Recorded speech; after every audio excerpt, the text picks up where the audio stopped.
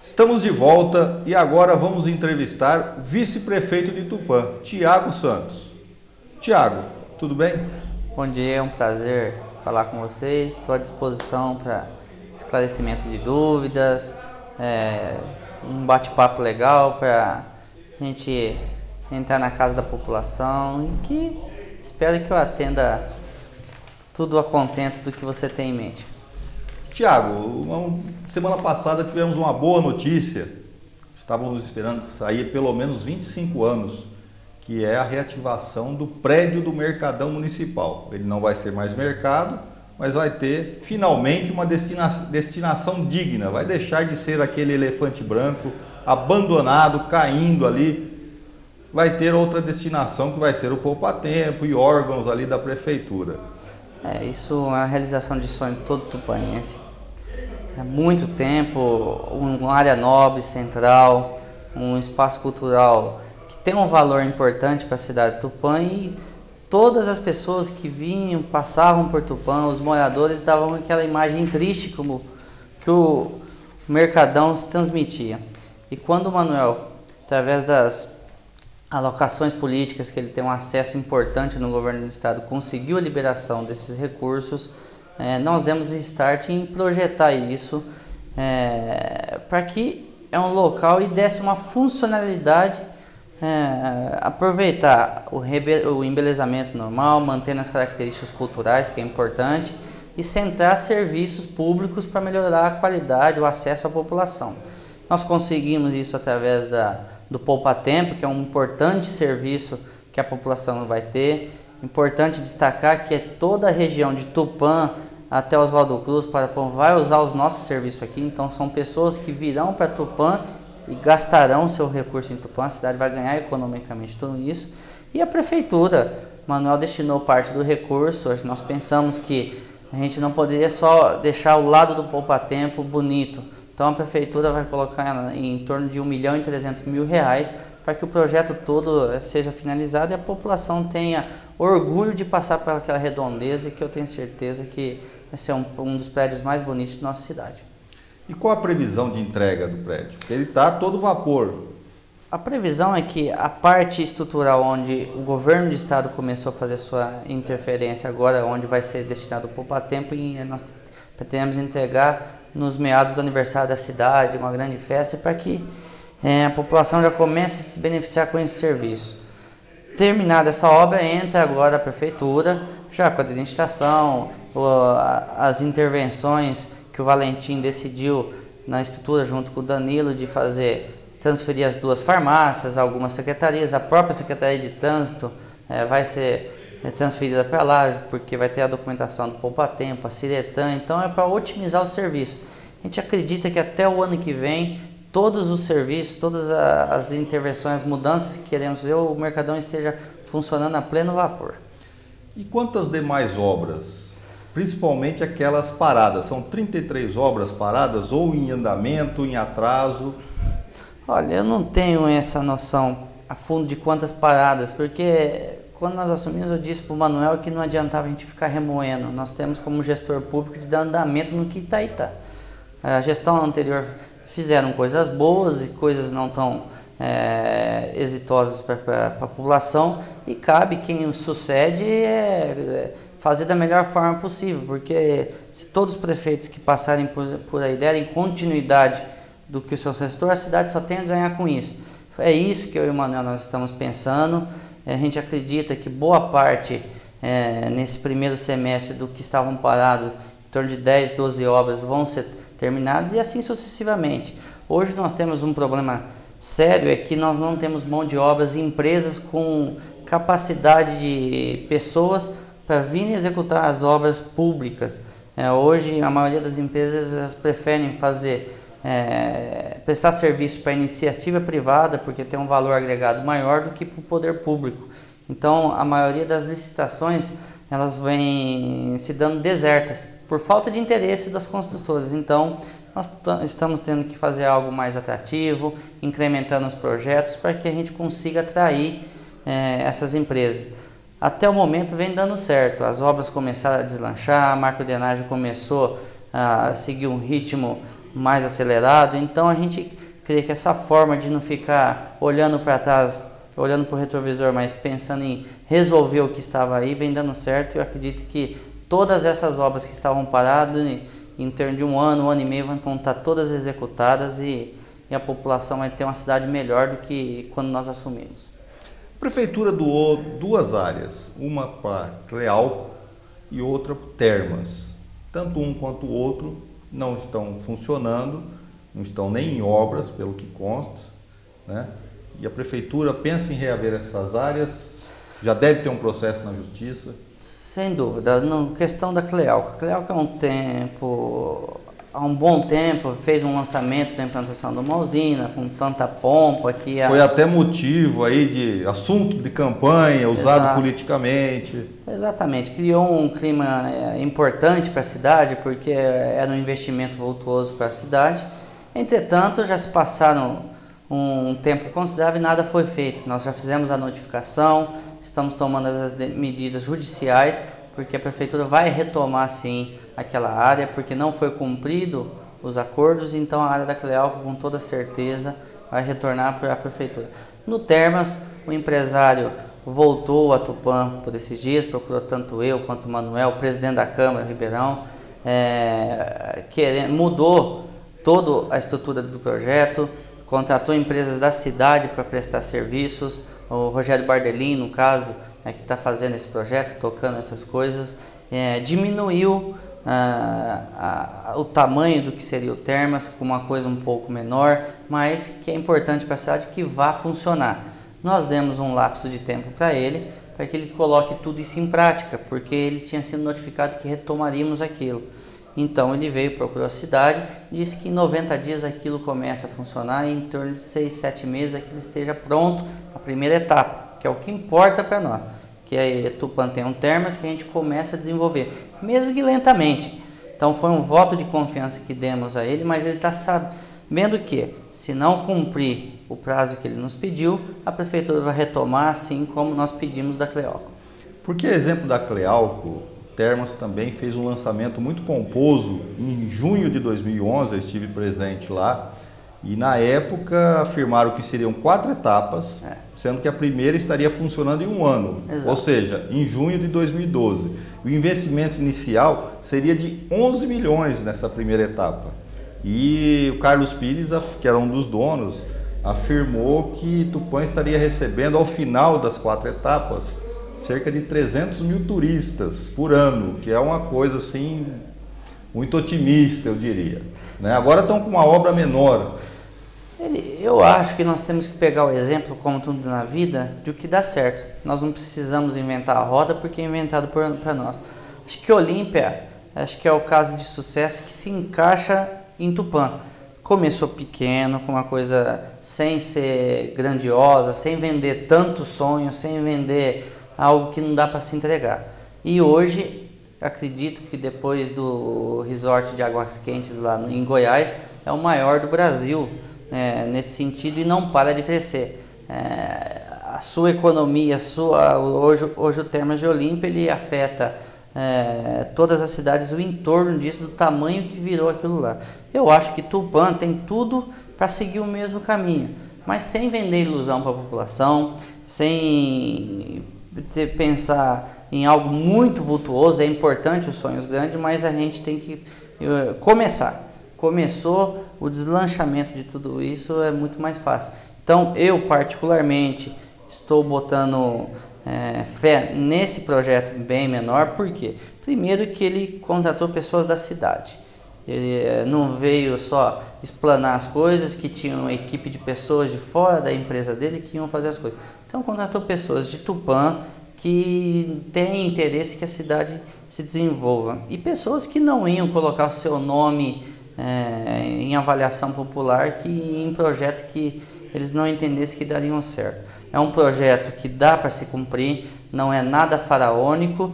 Eu entendo que, diferente da Clealco, que foi usado como marketing político, entendo assim, o Termas é algo que tem que se partir de um projeto de desenvolvimento turístico do município, tem que ser política pública do município, independente se a empresa cumpriu ou não. Porque, por exemplo, se a empresa não se fazer, isso a prefeitura retoma tudo aquilo e ela pode fazer seu balneário ali. E posteriormente ver o que faz com a área. Mas tem que ter um apelo turístico em nossa cidade. E o Termas, sem dúvida nenhuma, é o carro-chefe que nós temos que explorar. Ou pelo poder público ou pela iniciativa privada. Então, de qualquer das formas, eu acredito que é o caminho para Tupã dar um salto no turismo aqui em nossa cidade. E Tupã recebeu o título de instância turística, em parte, grande parte, por conta da existência do Termas, que já existia e estava em funcionamento naquela época.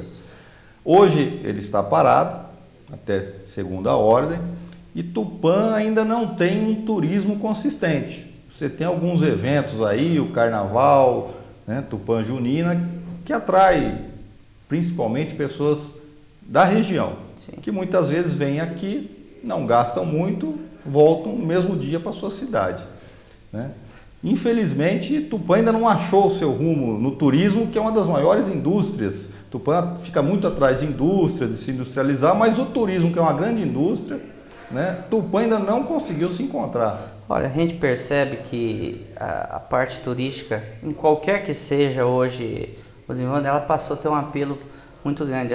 A população como um todo, ela está envelhecendo, mas com qualidade de vida. Então a gente percebe nas excursões, nas viagens que nós fazemos, a melhor idade, a terceira idade, como se diz hoje, ela vem buscar tranquilidade. Hoje as pessoas estão aproveitando a vida por tudo que se trabalhou hoje, então é um nicho considerável para gerar economia. E Tupã tem apelos fortes para isso.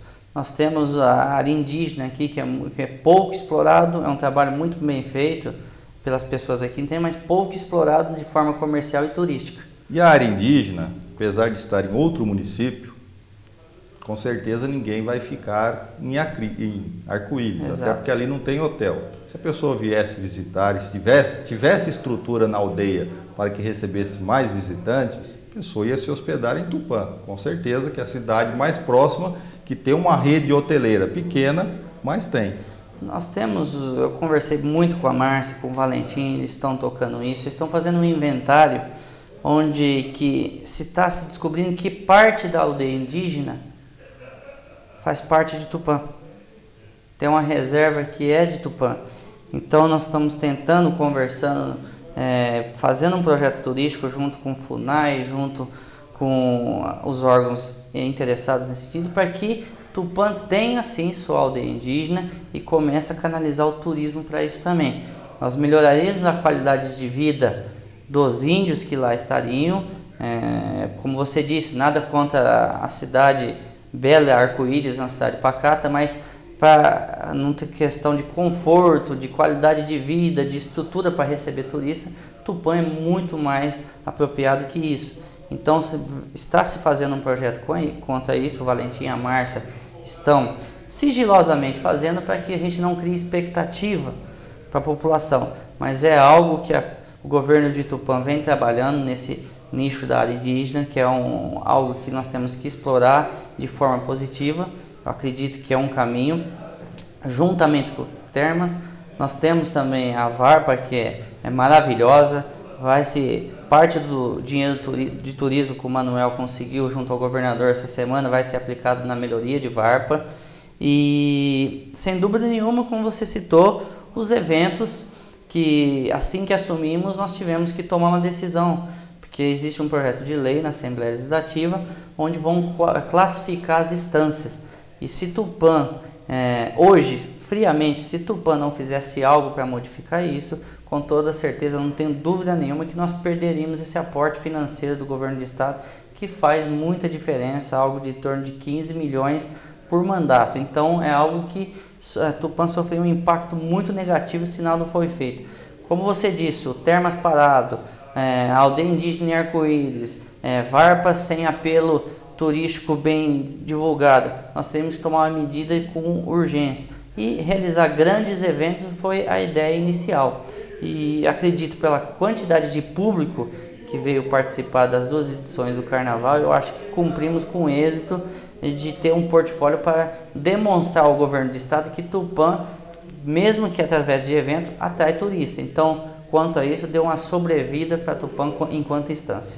O problema é que não dá para ter evento toda semana ou todo mês, que seja, mas você tem que atrair turista todo mês, né? Até você falou o projeto do deputado, o nome do deputado é João Caramês. Exato. E o projeto dele, explicando para quem está nos assistindo, é o seguinte: hoje as instâncias turísticas, são 67 no estado de São Paulo, o dinheiro é dividido de forma igual, ou mais ou menos igual, proporcionalmente, aí talvez. Mas o que acontece é o seguinte: o projeto do Caramês cria primeiro e segundo, vamos dizer assim, primeira divisão e segunda divisão. Primeira divisão e segunda divisão. Ou seja, aqueles municípios que conseguirem provar que recebem uma determinada quantidade de turistas mensalmente, vão receber uma parte maior dessa verba. Quem ficar na segunda divisão não vai ficar sem receber nada. Só que em vez de receber os 15 milhões que você falou, vai receber 10, talvez 5. Aí depende ainda de como o projeto vai ser aprovado, a lei vai ser aprovada. Pode ter mudanças aí. Ou seja, Tupã, se não conseguir atrair mais turistas e provar que atrai, se esse projeto for aprovado, vai perder muito. Vai ser um impacto sensível para a economia de Tupã, no desenvolvimento de obras que modificam, realmente são as obras que têm um impacto positivo para o município. A Nova Tamoio será assim, aqui, o espaço cultural, o novo teatro, a área do estádio também será assim. São as obras que vão dar um diferencial para a cidade. E Tupã é um município com uma economia difícil, e sem esse aporte da verba turística seria muito difícil que Tupã conseguisse isso. Então foi a ideia que tivemos de início, junto com o prefeito, de conseguir ter justificativas se esse projeto fosse aprovado o mais breve possível. Como estávamos próximos da eleição e a gente sabe as diversas cidades que têm interesse em entrar nesse rol de instâncias, nós nos antecipamos para a gente não ser pego de surpresa ali na frente. Então, a princípio, nós estamos tranquilos quanto a isso, porque os 2 anos, os 2 carnavais, teve um público em torno de 40% até 50% por noite de pessoas de fora de Tupã. É algo muito sensível, que com exceção das instâncias, os balneários na região onde existe mar e a parte ali na região de Água de Lindóia, as instâncias hidrominerais, que usualmente sempre recebem turistas, Tupã estaria muito atrás se não fosse feito algo. Então foi a decisão que tomamos e acredito que na parte turística foi o melhor caminho, de acordo com que nós assumimos a prefeitura, de acordo com que estava o turismo em Tupã, foi a ideia que nós tivemos, mas destacando que não é o ideal. O ideal é ter ações que o turismo se faça por si só. Por isso, mais uma vez, voltando ao tema do Termas, as pessoas muito podem estar desacreditadas, mas nós temos que continuar acreditando, temos que tentar fazendo política pública em torno disso, porque é algo que, se engrenar, mesmo que de uma forma bem menor, vai dar um impacto muito positivo para o turismo de Tupã e da região, porque Tupã é uma cidade que tem vários municípios em torno muito próximo, então a região toda vai ganhar muito com isso. E quanto à compra do country, há essa possibilidade por parte da prefeitura, porque a área do country entraria nessa área de turismo, se fosse feita ali algumas ações, recuperação do que existe. Alguns criticam porque seria um paternalismo, né?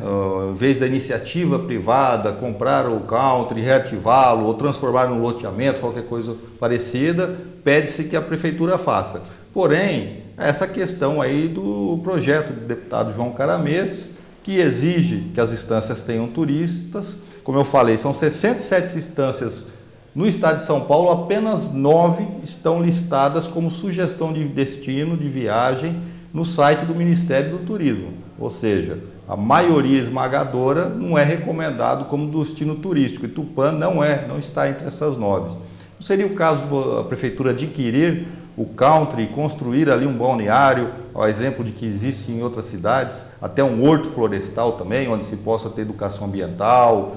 Ou seja, ali é uma área grande que dá para fazer muita coisa, não é apenas a represa.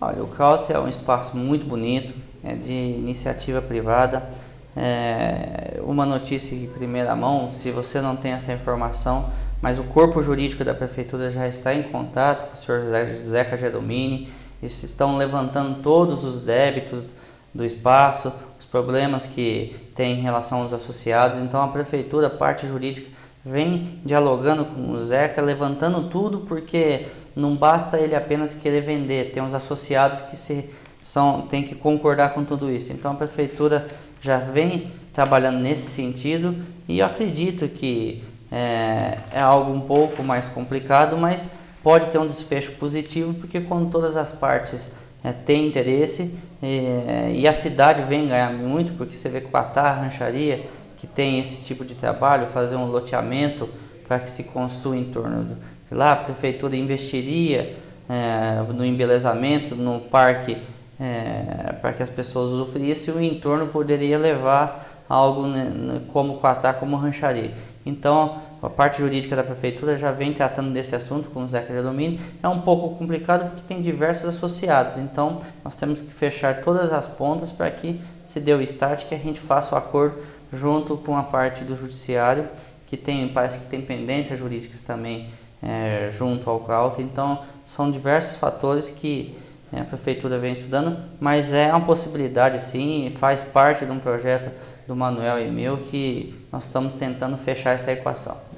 Isso é uma ótima notícia, Tiago. Pelo menos aí a prefeitura está em negociação, ou se não em negociação, pelo menos averiguando quais são os débitos, quais são os entraves jurídicos para a aquisição do CAUT, é uma ótima notícia.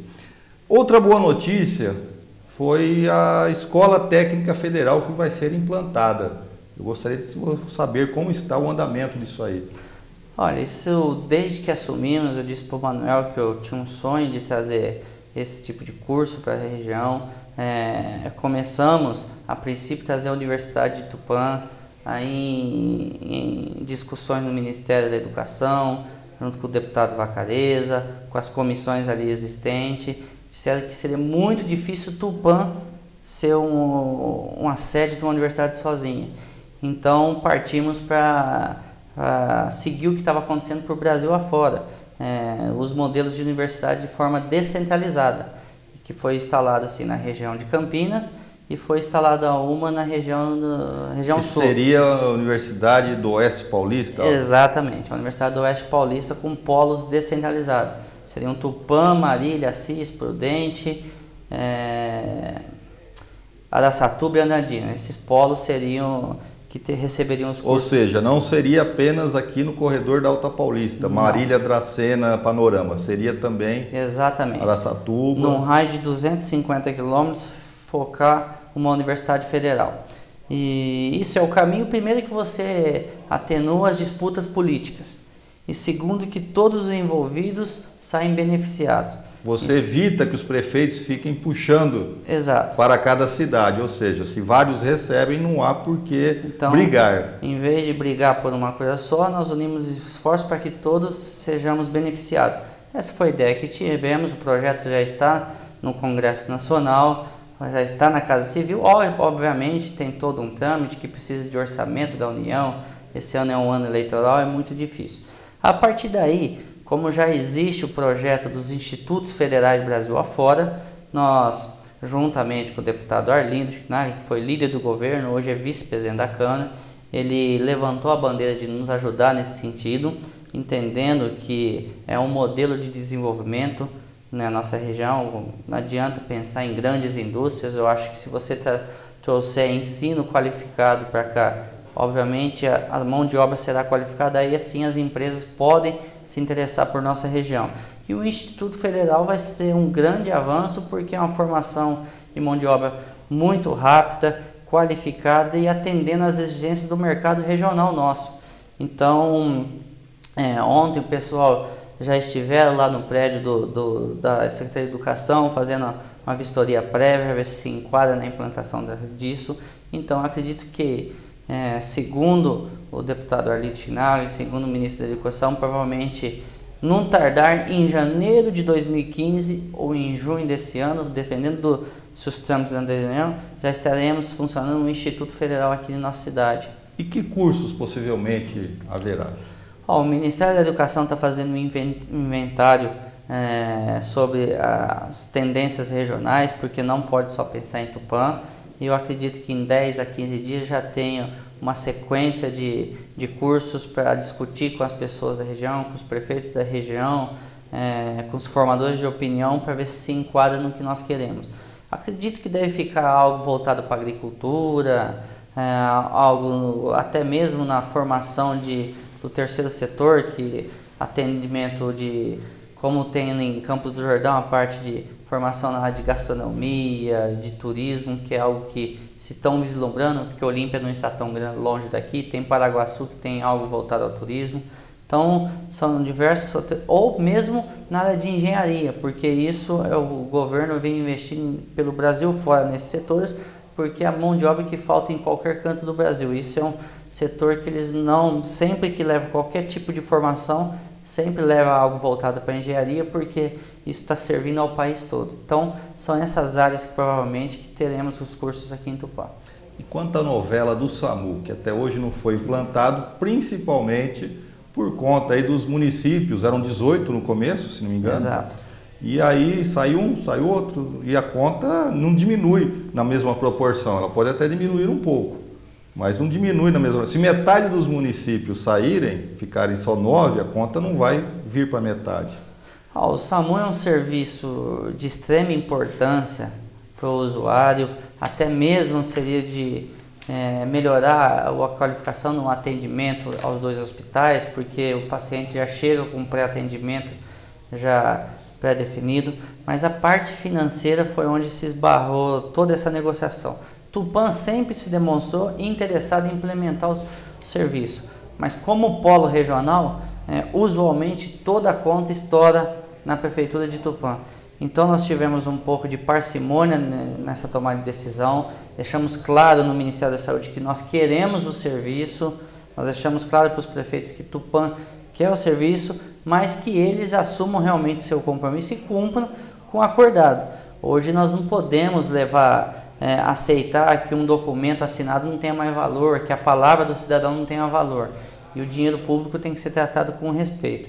Então nós tivemos essa tranquilidade, não cedemos à pressão da Procuradoria de Justiça que queriam imputar improbidade administrativa aos prefeitos. Explicamos que Tupã sempre foi favorável à implementação do SAMU, e eu acredito que nessa reunião que nós tivemos no início da semana ficou muito claro para que em junho, julho no máximo, deva ser instalado, porque os municípios acordaram em contribuir, o Ministério da Saúde aceitou dar uma ambulância do SAMU para cada município, para que diminua o custo dos translados. Então nós avançamos muito nessa tratativa, eu acredito que nós vamos fechar essa equação e que em breve o serviço vai estar funcionando aqui. E quantos municípios? A tendência é diminuir para 8, diminuir a base nossa, implementar só em torno de como funciona hoje já o consórcio CRIS. São os municípios que realmente têm que se ajudar, porque todos dependem um do outro. Então a tendência é que a gente feche essa equação nesse sentido. Se não, provavelmente Tupã fica sozinho nisso, mas sem o compromisso de atender a região.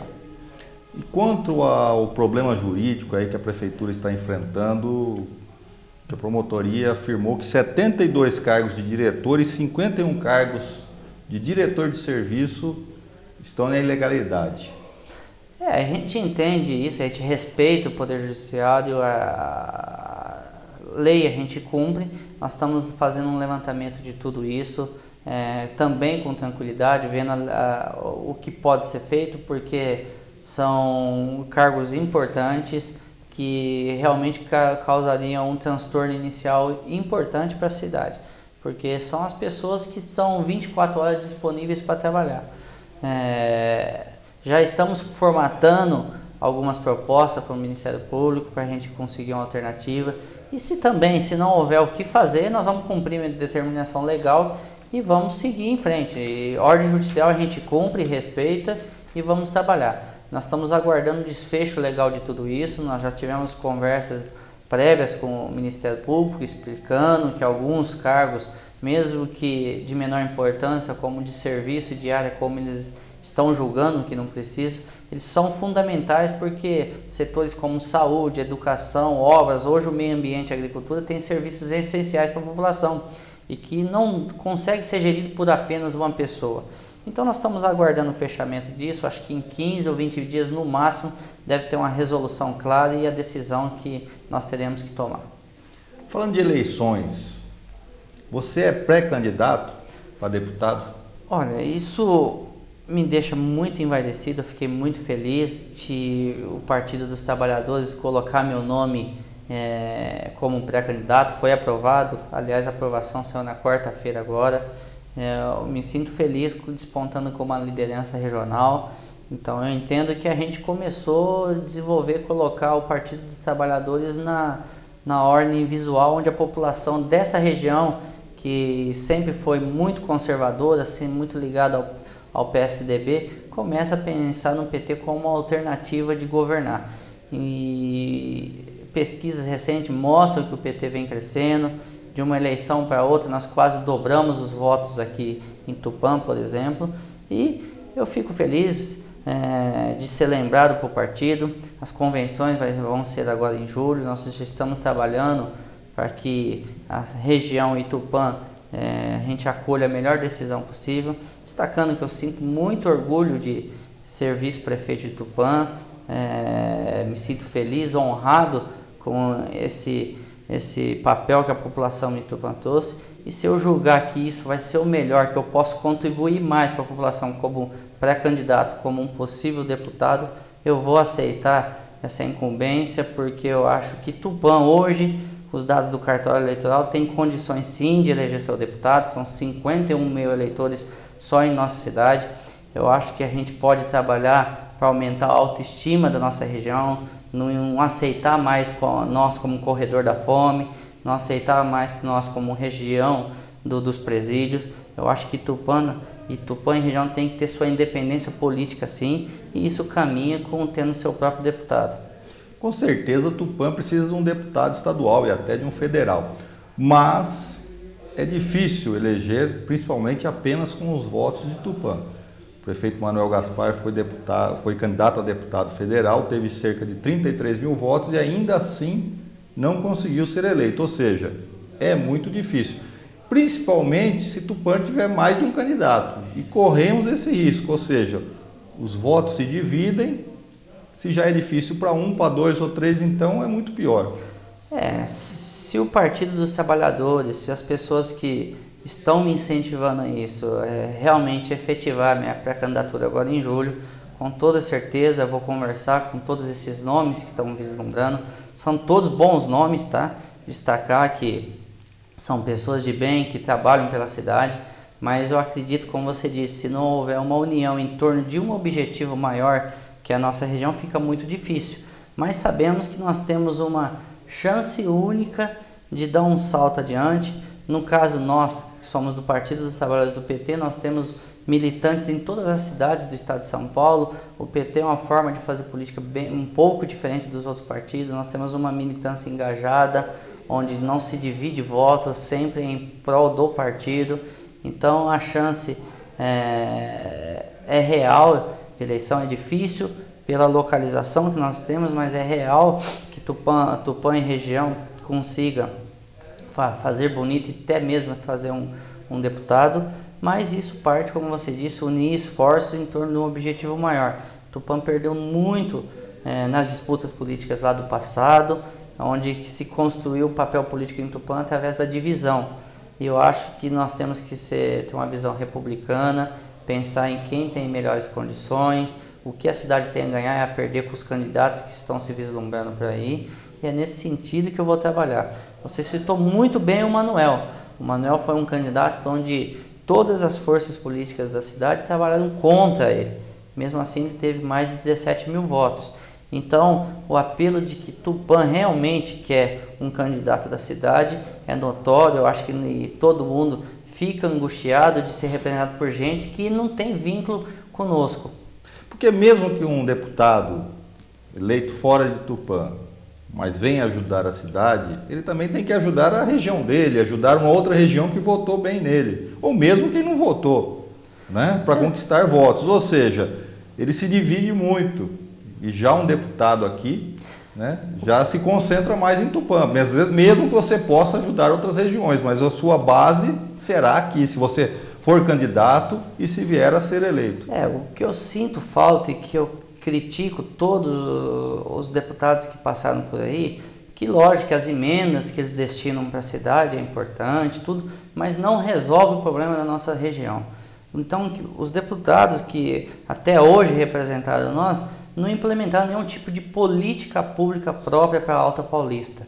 E isso vem tornando um custo muito alto para nós, para os nossos empresários, para a nossa população. Hoje, a gente pensa, Tupã não tem presídio. Entretanto, não tenho dúvida nenhuma que a maioria dos problemas dentro do presídio para fora vem para Tupã, porque aqui é polo regional em saúde, polo regional em educação, e tudo isso traz um custo muito caro para a nossa cidade.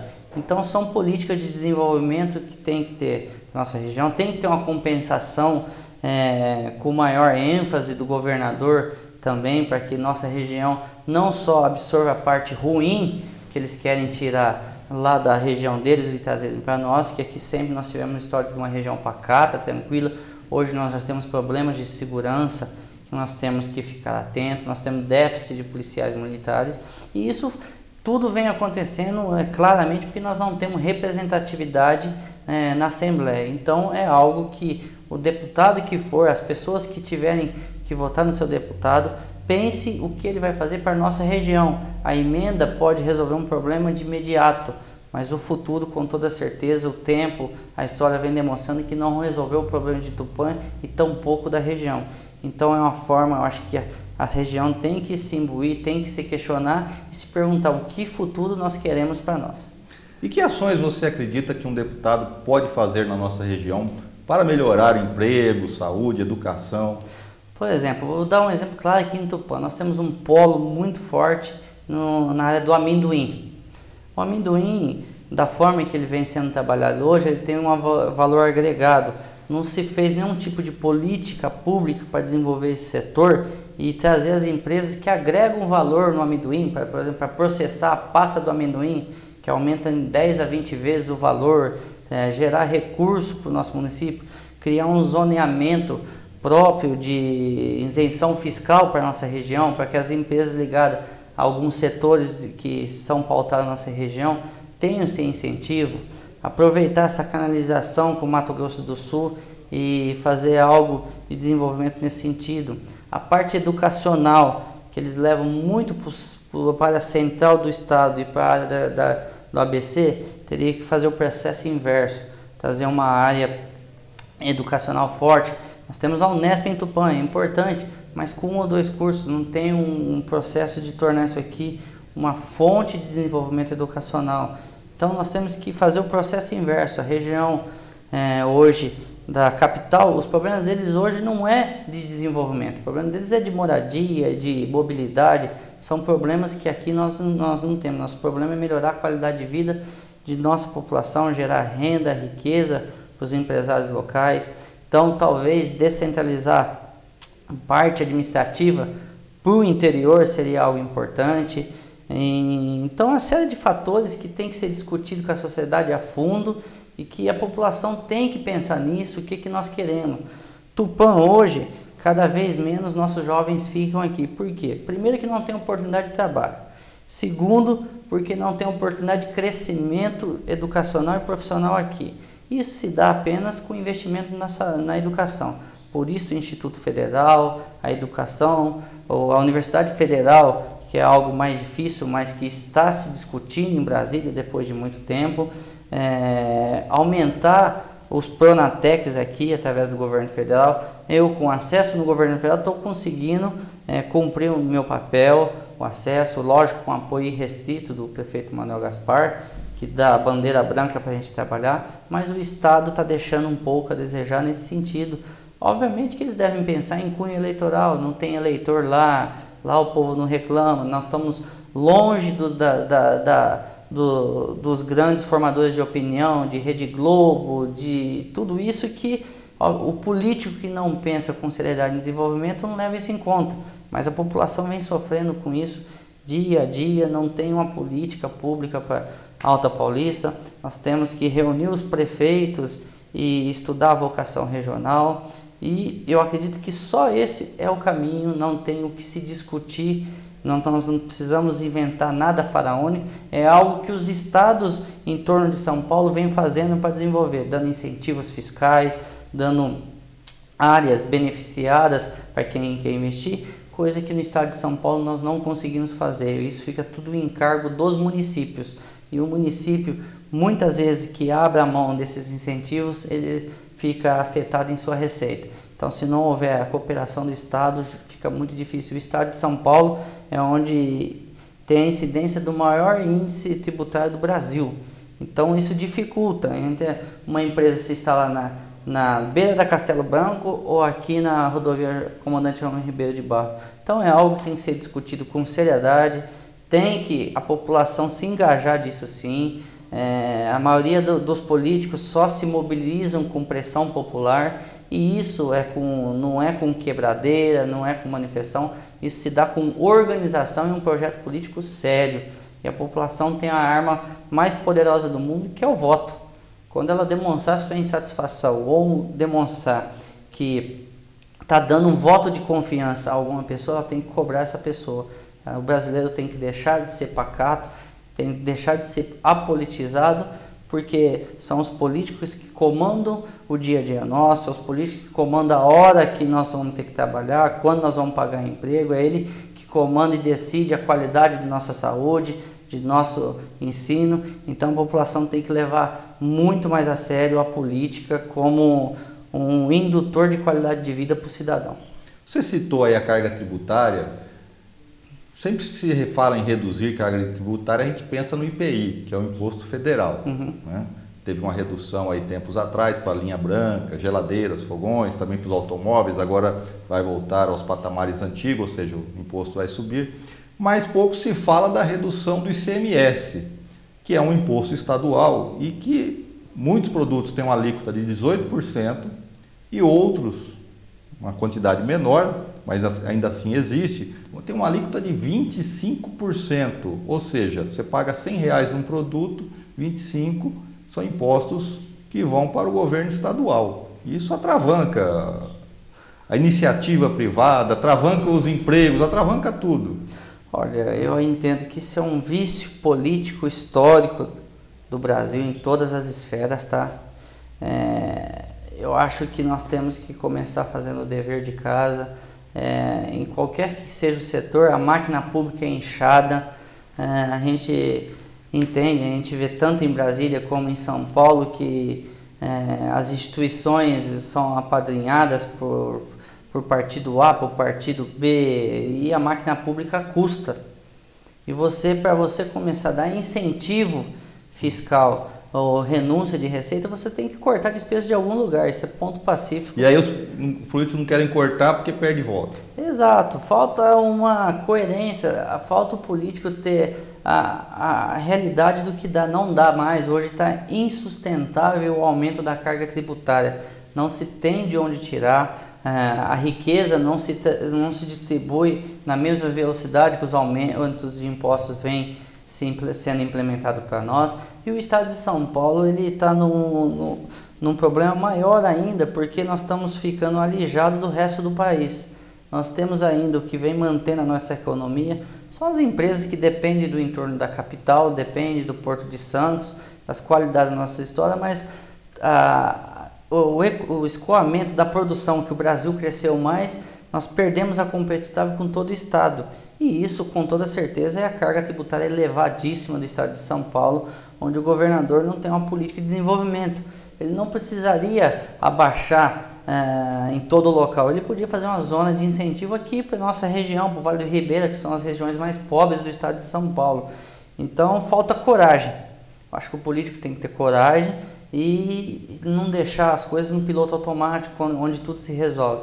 Então está faltando os políticos como um todo, isso eu me incluo, de tentar encarar os problemas que vêm se demonstrando e se agravando com o tempo, e cortar na própria carne, como a gente se diz, e realmente tentar uma resolutividade maior.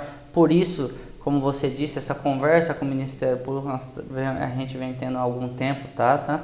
Isso seria um início de uma reforma profunda dentro da Prefeitura de Tupã. Então, aqui nós estamos pensando e começando já a fazer a nossa parte. A gente queria que o resto do Brasil e do Estado faria o mesmo, porque a gente, desonerando a máquina pública, obviamente sobraria dinheiro para investimento ou corte de impostos. Você falou escoamento da produção, quando você cita esse assunto, me lembra aí da ferrovia desativada de Bauru a Panorama. Exato. A LL disse que vai voltar até dezembro. Ela volta mesmo? Volta com eficiência ou volta apenas porque o Ministério Público exige? O Ministério Público está sendo algo muito importante nesse condutor de cobrar a LL. Nós temos aqui um grupo de vereadores liderado pelo Ricardo Raimundo, que vem fazendo um trabalho, uma política em cima disso, muito importante, uma pessoa como ele se dedicando a isso. Mas nós também já estamos, como município, pensando em algo como se fosse a Clealco. Nós vamos começar a incidir a LL em multas, em cobranças judiciais, porque não é... A prefeitura tem como fazer isso? Tem, porque você vai para o lado do Jaçanã ali, aquele acúmulo de lixo, aquela falta de manutenção, o risco que tem. Então nós, como Poder Público, já estamos fazendo estudos jurídicos para acionar a LL para que ela se responsabilize no embelezamento, manutenção de tudo aquilo que tem ali. Caso contrário, que tome uma decisão firme de que não vai ter essa linha do trem, que pare de protelar as suas decisões, porque caso aquilo lá volte para a Prefeitura do Poço, nós podemos fazer uma grande avenida, uma interligação em todo o município de Tupã, fazer uma reurbanização total naquilo, o que não pode deixar como está. E isso, a princípio, na parte de escoamento, em geração de renda e emprego, a ideia é reativar. A LL disse isso, mas usualmente, ano após ano, quando o Ministério Público ou aplica uma multa ou faz uma cobrança, ela vem com essa conversa. Eu sou cético a respeito desse assunto, mas tenho esperança de que, com todas essas forças políticas, juntamente com o Ministério, a Procuradoria da República começou a questionar, querendo romper essa parte de concessão à LL. Então, eu acho que pode ser essa pressão que está tendo em torno disso, pode ser que a gente consiga um resultado positivo e seria um fundamental, seria um vetor de desenvolvimento para a nossa região sem tamanho, porque teria um transporte barato onde as empresas poderiam pensar em Tupã como um polo regional de desenvolvimento. Nós temos a CEAGESP aqui, nós temos a produção de amendoim, nós temos as usinas de álcool. Então, se isso de fato se efetivar, nós temos algo diferencial do passado agora, que são todas as esferas públicas cobrando a LL. Então, eu acredito que ou ela abandona de vez isso ou ela reativa, não vai ficar mais num diz que me disse. E quanto à zona de processamento e exportação em Tupã? Olha, isso é um projeto ambicioso, palpável politicamente, deixar bem claro que a parte política não, a gente tem ascendência no governo federal, isso é algo que já foi discutido junto à Presidenta da República, junto com o Congresso Nacional, é interesse para isso, mas se esbarra numa coisa importante que é no investimento privado para isso. Ou seja, não é apenas um investimento público. Não é um investimento público, é um investimento privado na ordem de 40 milhões de reais.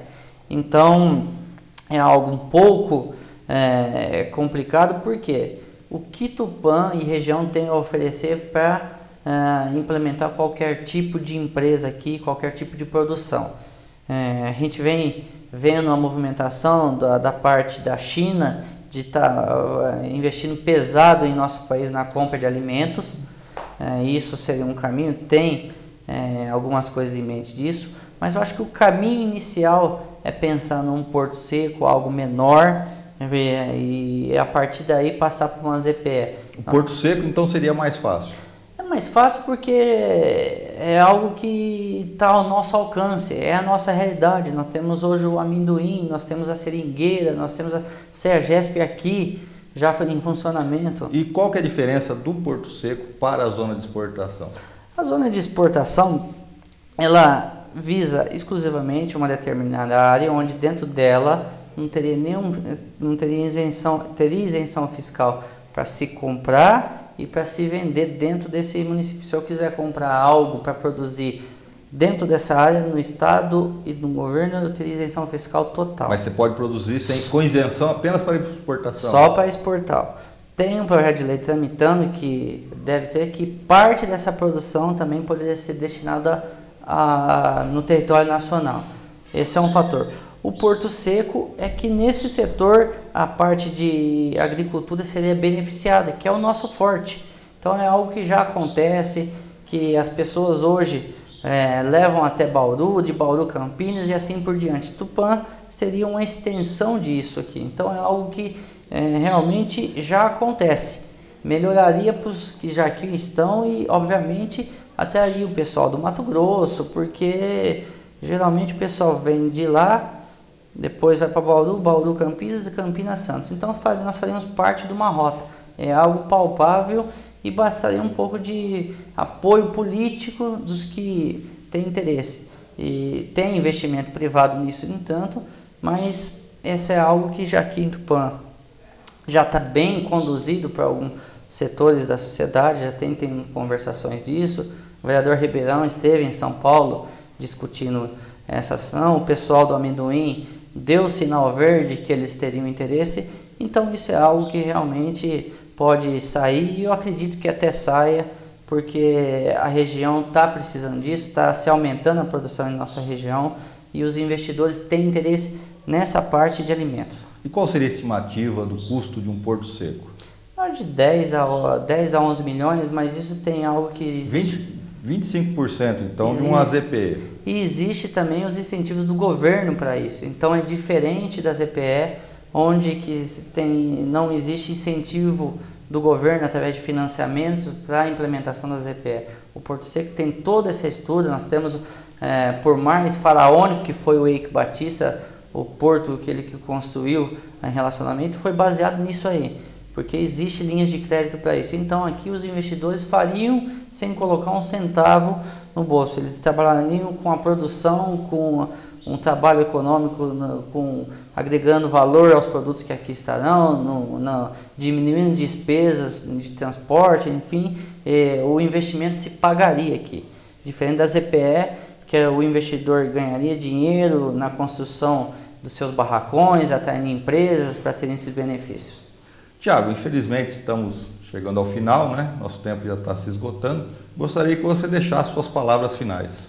Eu agradecer o espaço que você me deu, é importante ter um espaço tão democrático de discutir as coisas com a população. Me coloco à disposição para num futuro breve, se tiver questão, o que vocês tiverem dúvida.